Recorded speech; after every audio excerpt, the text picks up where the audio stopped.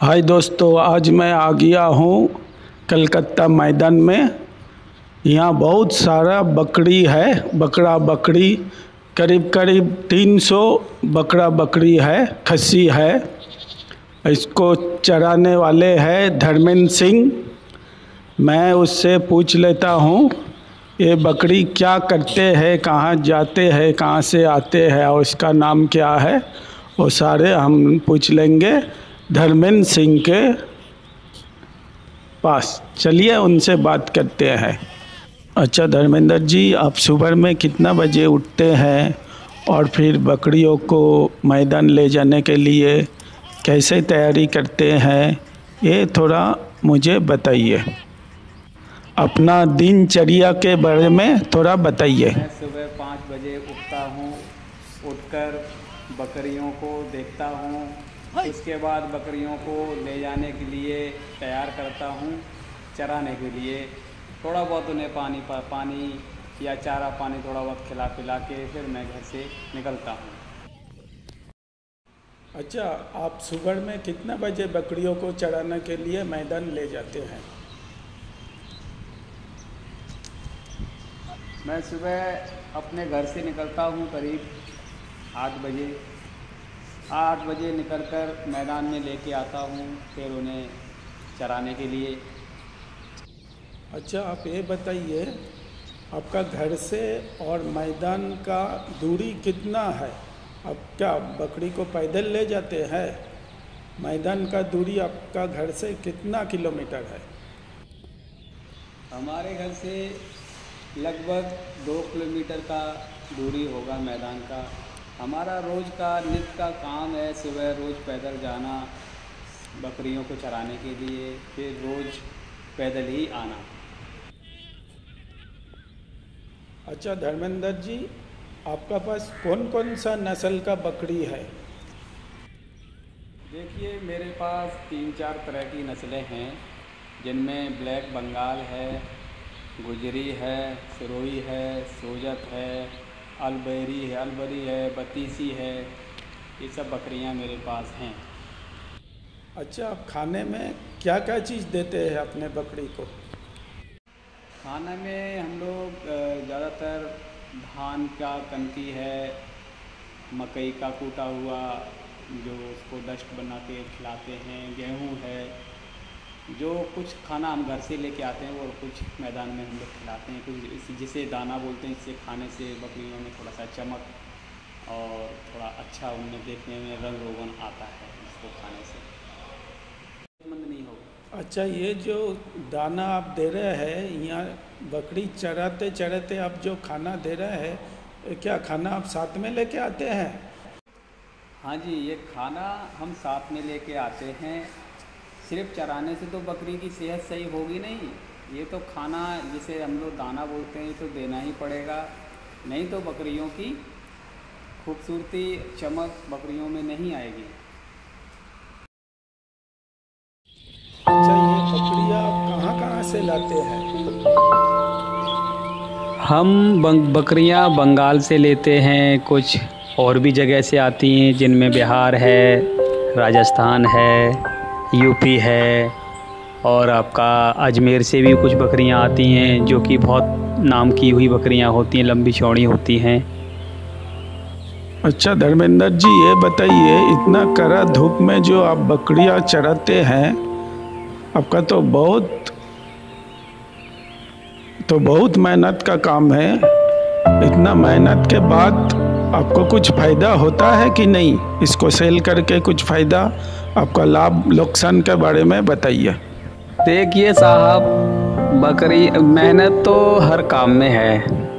मेहनत अब खूब वही कहते हैं कि पसीना नहीं बहाओगे तो फिर पैसे कहाँ से आएंगे। मेहनत तो करनी ही पड़ेगी, हर काम में मेहनत करनी पड़ती है साहब। अब रहा फ़ायदा और नफ़ा का, तो ये मार्केट का अप डाउन चलता रहता है। हम लोग मार्केट में बकरियां बेचते हैं तो किलो के हिसाब से बेचते हैं। 400 रुपया किलो के हिसाब से हम लोग बकरियों को बेचते हैं। अच्छा, सिर्फ 400 रुपया किलो में बेचते हैं? हर नस्लें 400 रुपया किलो, ना दूसरा नस्लें थोड़ा ज़्यादा है? हाँ, उनका जैसे 400 रुपये किलो बकरी वो बेचते हैं जो छोटे कद कांटे की होती हैं, जिनमें रंग चर्बी और ये सब कम होती है। वो भी जो ख़रीदने वाले हैं वो लोग जानते हैं कि क्या क्या रेट से मार्केट का रेट है। अब कुछ बकरियां ऐसी हैं जो लंबे चौड़े कद कांटे की होती हैं, जैसे राजस्थान है, यूपी बिहार से आती हैं बकरियां, वो लंबे चौड़े हाड़ मांस की होती हैं, तो उनका वज़न कुछ ज़्यादा होता है, तो उस वजह से वो ज़्यादा रेट में जाती हैं कुछ। अच्छा धर्मेंद्र जी, ये बताइए सबसे ज़्यादा कब बिक्री होता है और आपका फ़ायदा भी होता है? कुछ ऐसा कुछ सीजन है ना क्या? हाँ जी, फायदा देखिए ऐसा है कि ये बकरियों की सेलिंग तो चलती रहती है, ऊपर नीचे मार्केट चलता रहता है। सीजनल जैसे कि ये क्रिसमस है और भी फेस्टिवल आते हैं, उनमें भी सेलिंग तो होती है, मगर सबसे ज़्यादा सेलिंग होती है हमारी बकरीद पे, इसमें अच्छा मुनाफा हम लोगों को हो जाता है। अच्छा, आपका ये बकरियाँ कितना बच्चा देते हैं? वैसे तो नॉर्मली दो बच्चों से ही बकरी देती हैं, कोई बकरी 3 भी देती है, मगर मेरे पास 1, 2, 3 नस्ल ऐसी हैं जो कि 4 भी बच्चे देती हैं। अच्छा, जो बकरियाँ आपका बच्चा देते हैं कि वो बकरी और बच्चा भी एक साथ रखते हैं ना, उसके लिए आप अलग से घर है? जो बकरियां बच्चा देने वाली होती हैं उन बकरियों को ज़्यादातर हम लोग अलग ही रखते हैं, क्योंकि बहुत सी बकरियां होती हैं पास में, तो वो लड़ने झगड़ने से एक दूसरे को चोट भी पहुंचा सकती हैं। इस वजह से उन जो बकरियां हैं बच्चा देने वाली, उनको हम लोग अलग रखते हैं, जो शेड बना हुआ है उनका अलग। बरसात का टाइम में आप बकरियों को कैसे रखते हैं? उस टाइम में तो आप मैदान में ला नहीं पाते हैं, बकरी तो ऐसा ही पानी से परेशान होता है, तो उस टाइम में आप कैसे बकरी को रखते हैं? बरसात का टाइम में दिक्कत तो बहुत होती है बकरियों को रखने में, मगर हम लोगों ने बकरियों की जगह बना के रखी है, शेड है, उसमें रखते हैं, क्योंकि बरसात में तो चारों तरफ पानी बरसता है, तो बकरियां बरसात में जाना पसंद नहीं करती हैं, मैदान में चरना भीगा रहता है चारों तरफ, इसलिए हम लोग ज़्यादातर बकरियों का शेड बना के रखा है। बरसात में जब बहुत बारिश होता है तब तो आप चराना नहीं पाते हैं मैदान में, तब इसको खाना कैसे होता है? इसका कैसे गुजरते हैं इसका दिन, बताइए। बरसात का टाइम में हम लोग धान का बिचाली का भूसा बना के रखते हैं, और कटहल का पत्ता है, आम का पत्ता है, और जामुन का पत्ता है, ऐसा बहुत सा पेड़ है जो बकरियां खाना पसंद करती हैं, वो भी काट के खिलाते हैं, दाना भी देते हैं, यही सब खिला के वो समय काटते हैं हम लोग। अच्छा धर्मेंद्र जी, आप शाम को कितना बजे बकरियां लेके घर जाते हैं? जी, हम 5 बजे यहाँ से मैदान से बकरियाँ लेकर अपने घर की तरफ चल देते हैं, जिसमें कि एक हमारा हेल्पर भी है, रास्ते में गाड़ियाँ और बसों से बचते बचाते अपने घर पहुँच जाते हैं। करीब 5 बजे यहाँ से निकलते हैं, काफ़ी दूर घर पड़ता है, 2 किलोमीटर रोज़ का जाना और आना हो जाता है। रोज़ सुबह उठना और फिर शाम को घर जाना, पूरा कड़ा धूप में बकरी चराना, अब तो बहुत मेहनती आदमी है, तो आपका संसार कैसे इसी से ही चलता है? हाँ साहब, मेहनत तो देखिए हर काम में है, मेहनत नहीं करेंगे तो संसार चलेगा कैसे? अगर मेहनत नहीं करेंगे, हर काम में परिश्रम है, परिश्रम करना ही तभी संसार चलेगा, घर परिवार चलेगा, नहीं तो हमारा लोगों का और साधन है क्या? हमारा लोगों का तो यही बकरी पालन का एक साधन है, इसी से हमारा लोगों का घर संसार चलता है, बच्चों का पढ़ाई लिखाई है, और क्या, हमारा तो और कोई जरिया नहीं है सर।